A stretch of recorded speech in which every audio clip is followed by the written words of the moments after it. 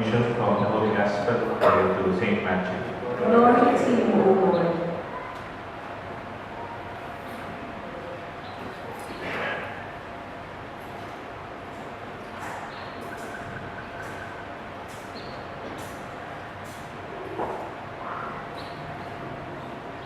Jesus said to his disciples, "You are the salt of the earth. If salt loses its taste, with what can it be seasoned? It is no longer good for anything, but to be thrown out and trampled underfoot. You are the light of the world. A city set on a mountain cannot be hidden, nor do they light a lamp and then put it under a bushel basket. It is set on a lampstand, where it gives light to all in the house. Just so, your light must shine before others, that they may see your good deeds and glorify your Heavenly Father." My dear friends, my dear brothers and sisters, the good news of our salvation. Praise to you, Lord Jesus Christ. In the Father, the Son, and the Holy Spirit. Amen. Good morning. Just the right taste, just the right light, just the right taste, just the right light. Hindi kulang, hindi sobra. You are called to be light of the world and even salt of the earth, but just the right flavor and the right lighting. When we use light, we do not use light for the sake of light itself. Pag sinisitihan mo natin yung ilaw, hindi naman para appreciate natin yung ilaw. Para pag kumakain po tayo, we turn on the light paggabi so that we could see and appreciate and enjoy our dinner, our meal. It's not for the light to be seen, but for the food to be consumed well. And a dinner would be enjoyed. Maybe even with a candlelight dinner is coming Valentine's. It's not for the candle itself, but for the atmosphere to create. Dito sa simbahan natin, we have a bright light on the side of the Blessed Sacrament. Kahit walang misa, 24 hours, this is lighted.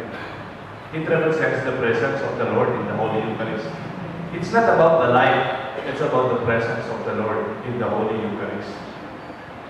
We have a spotlight on the side of the church.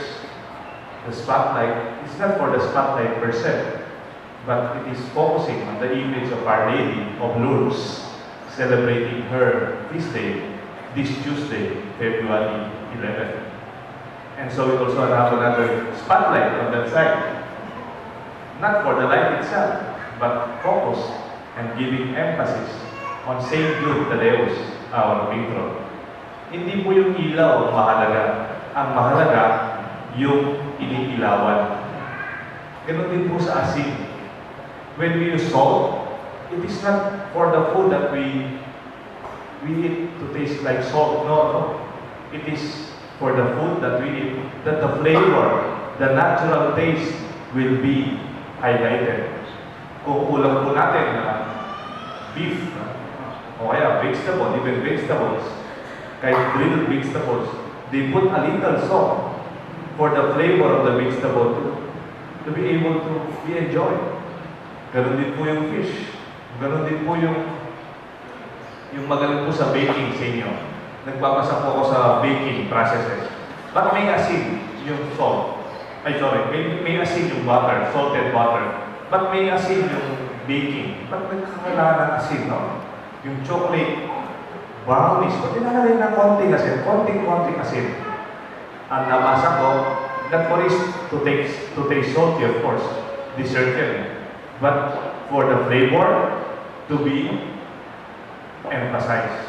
Kung chocolate yan, kung coffee flavor, kung anong flavor ng yung cake, it will be highlighted. Not for it to taste salt, but for it to be emphasized.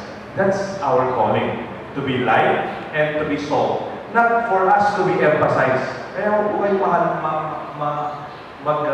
mag-alinlangan. Nakakayaman, Father, if I call myself light of the world or salt of the earth. No, it's not about us.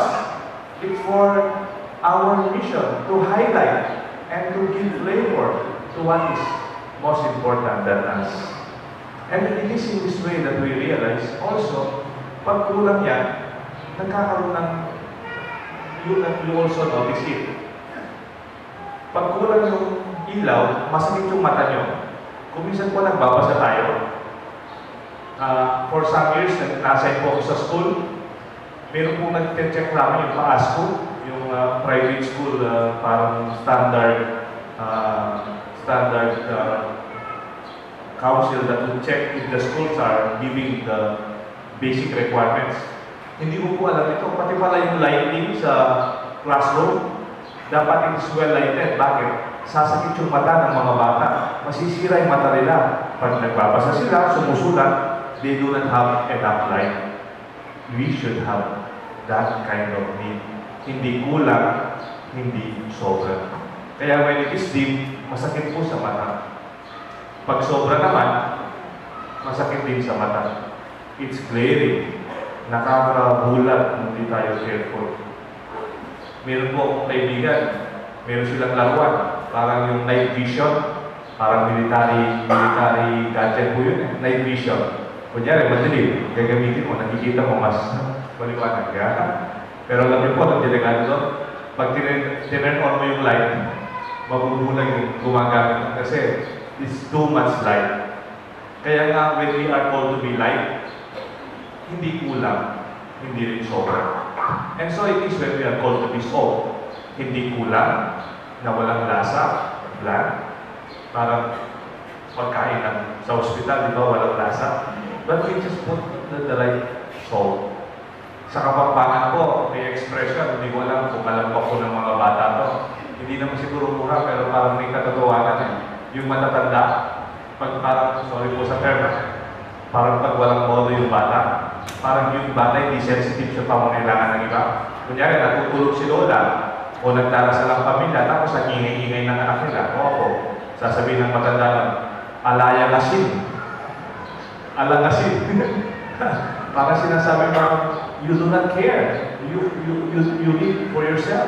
Wala kang asin. Because maybe it's come from that calling in the gospel that we should be salt of the earth. But at the same time, pag sobra naman yung asin, mapapansin ka.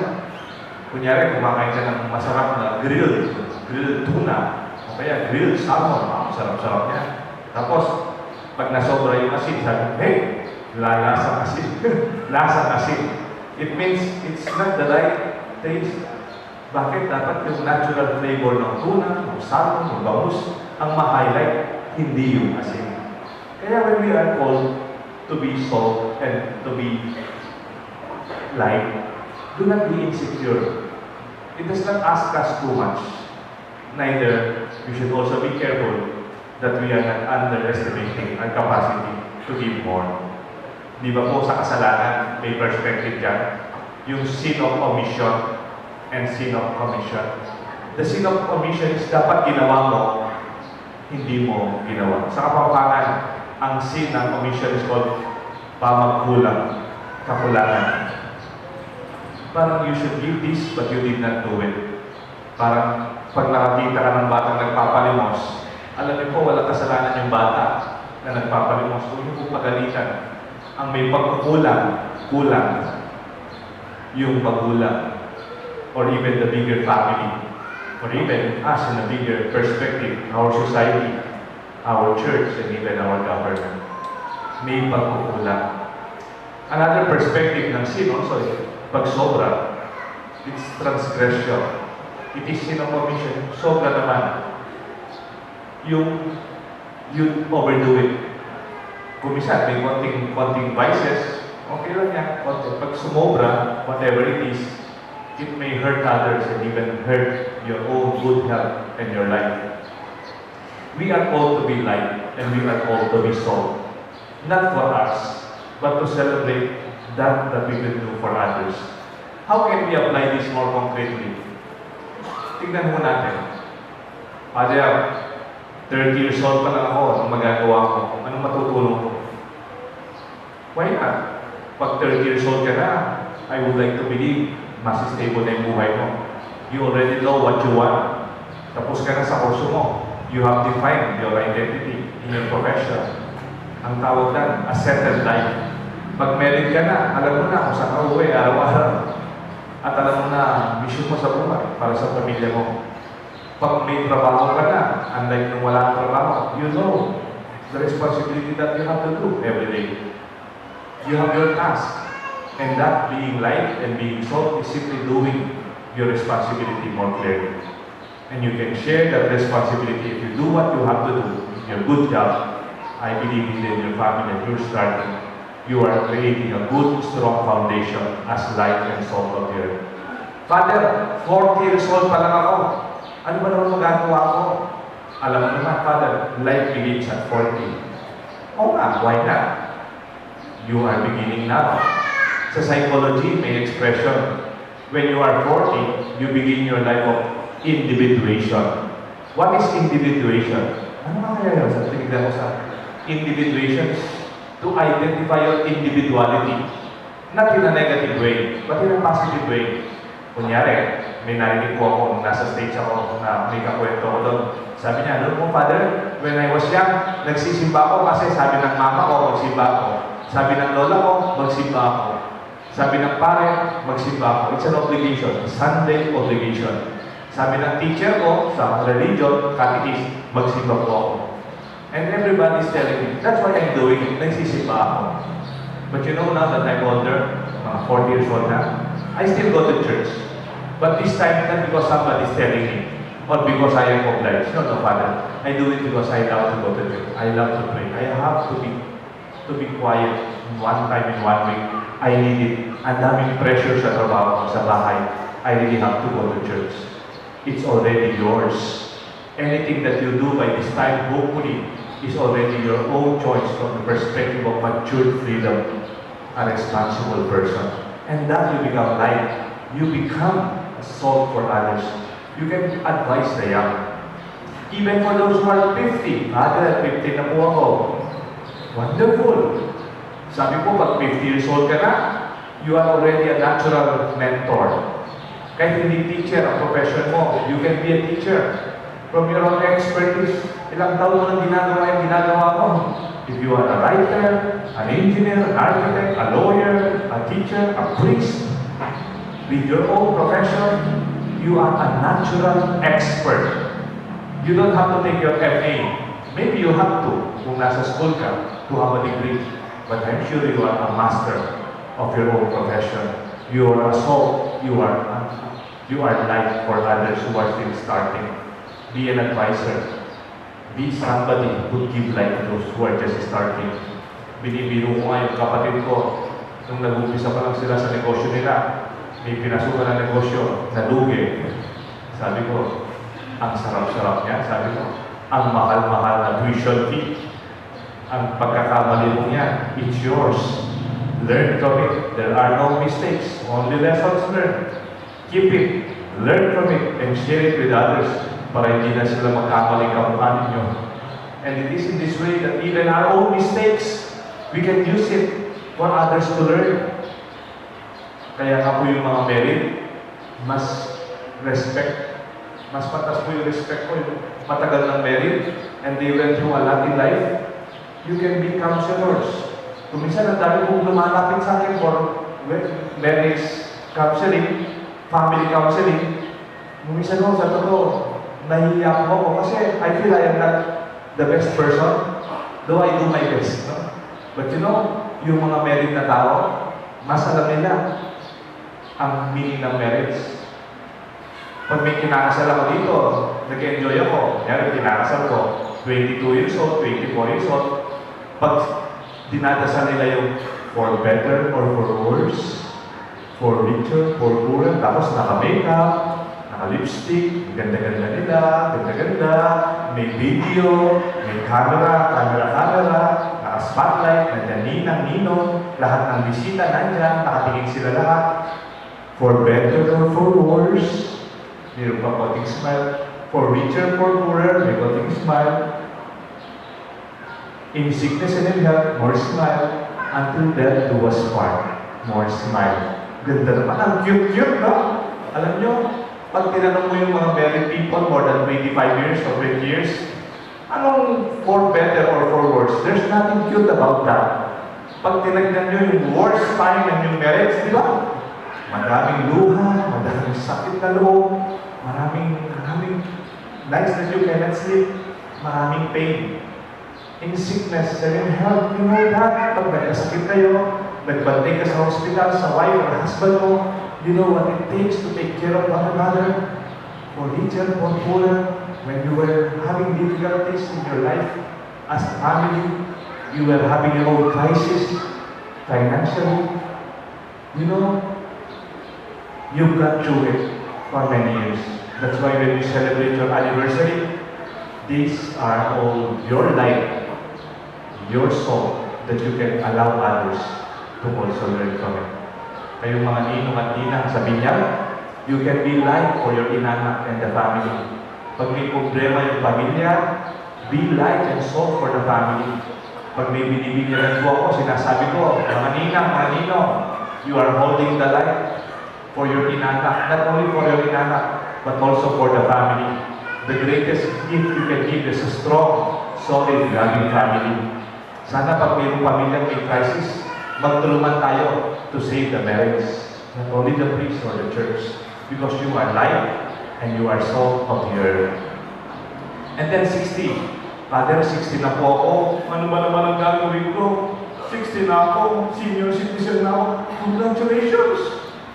Meron ka ng 20% discount. Positive lang, more than 30 yata sa gamot. Minsan nga, natutukso ako. Kasi dami kong gamot.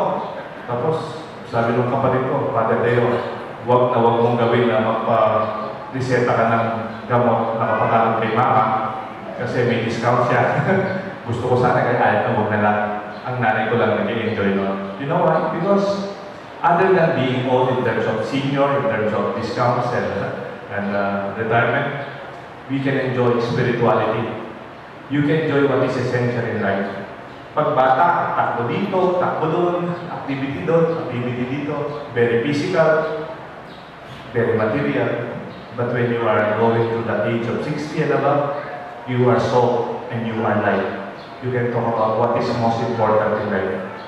Sa mga tatay na nagkamali, alam niyo, anak, nung edad ko, ganyan, dinaanan ko na yan. But I tell you, it is not the most important. That crisis na dinadaanan mo, realize your family is the most important. Your children, you discover what is essential, what is salt, and what is light. Even pag nagkasakit tayo, we would even advise, habang malakas kayo, take good care of your health, it's your greatest treasure also. And it is in this way that we could give ourselves, not only financially, when we help people, hindi lang pera kailangan ng tao. They need light, they need salt, they need to discover what is their best, what is good in them. And for us to be light, focus on them. So let them shine and also be given as they are. Not for us, but for them. At sa ending po ng gospel, all for the glory of God. When you do what is good, and then some people tell you, ay, bait-bait nyo naman po. Ay, ang galing-galing mo naman. Ang ganda naman ang tinulong mo. Ano yung sasagot mo? Ito po nasa gospel. That they may see your goodness and glorify your heavenly Father. Therefore, don't feel that you have nothing to share. I'm sure you have what it takes. And also, don't think that parang mayaman naman pag nag-leader ako tumutulong. No, it's our mission. Even our Pope is inviting us to become evangelizers, to become preachers of the Word of God in our life. Sa mga kaopisina ninyo, sa kasama nyo sa bahay, tara magsimba tayo, tara magdasal tayo. Pag may problema sila, be there. Because that is our mission. We ought to help one another as children of light and to be so. Alam niyo po, minsan, nanood kami ng Philharmonic Orchestra. Nakapanood daw kayo ng orchestra, concert. Ang hindi po lang, kasi pag lumabas po yung orchestra marami, marirealize mo, ang dami-daming mga magaling sa violin, yung mayroong bass, mayroong piano, merong flute, merong malalaking, ang dami-dami, hindi ko masyado alam. Alam niyo po, minsan, I had the privilege to watch or to be part in a concert of a big orchestra. Dito lang po sa Pilipinas, binigyan po kami ng libreng ticket. At yung ticket po, nakita namin nung nakapila kami, tigse 7,000. Philharmonic Orchestra. Nung nakapila kami ganito, alam niyo nga po si Father Raul, mapagpatawa sa niya. Bishop po, 7,000 itong ticket, sayang naman. Gusto mo, ibenta na lang namin dun sa labas, manood na lang kami ng sine ni Deo. Sabi ni Bishop po, dito kayo, mga wala yung kultura sa buhay ninyo. Dito kayo, manood tayo. So, pila-pila kami, pila. Alam niyo po, yung bukuan namin, nasa director's row. Alam niyo yung director's row? Hindi yung pinakamalapit. Pag yung pinakamalapit ang ganyan. Yung medyo sakto lang sa level, ha? Yung katabi po namin, matatapos yung ilo, tsaka mistiso.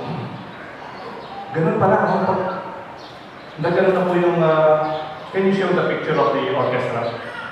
Pagka tumugtog na yung orchestra ganyan, ididim yung lights.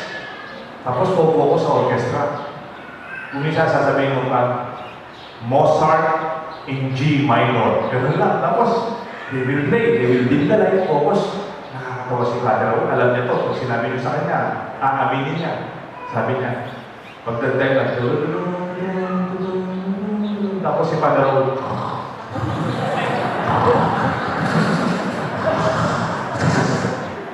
kaming dalawa ni Bishop ang buko, ginagay siya, Raul, nakakaya. Yung pong mga matatapos yung ilong lumarang, tinitignan kami. Tapos, Raul, gising na siya. Maganda naman kay Father Raul, pag natapos na po yung piece, biglang maglalay. Tapos, papalang pa kami. Tatayo din siya. Tapos, dim light na naman, Mozart in B major. May Mozart din siya. I could not forget that wonderful experience. And you know, after all of those more than 2 hours of wonderful music, after that, we noticed and we realized after all, mayroon ng pinakilalang tao na hindi naman namin narinig ang boses, hindi namin narinig ang kanyang sound. He led all the orchestra in silence. You never hear the voice and even a sound from the leader of the orchestra. You do not even see his face. You could only see some action from him. He put this music together, he practiced them, trained them piece by piece, part by part, and for a long time he was a leader working for the concert to be successful. Anong pangalan po niya? Yung conductor, nung nagko-conduct ng nakatalikod siya, hindi mo man nakikita. Yung kamay lang niya ang tinataas niya. But like salt of the earth, like light of the world, you don't have to be emphasized. But the music of your own leadership, let it shine, let its taste and flavor come out. Let the music be enjoyed, not for us, but for everybody to be recognized. Go and be salt and be light of the world. May God bless us all, the Father, the Son, and the Holy Spirit.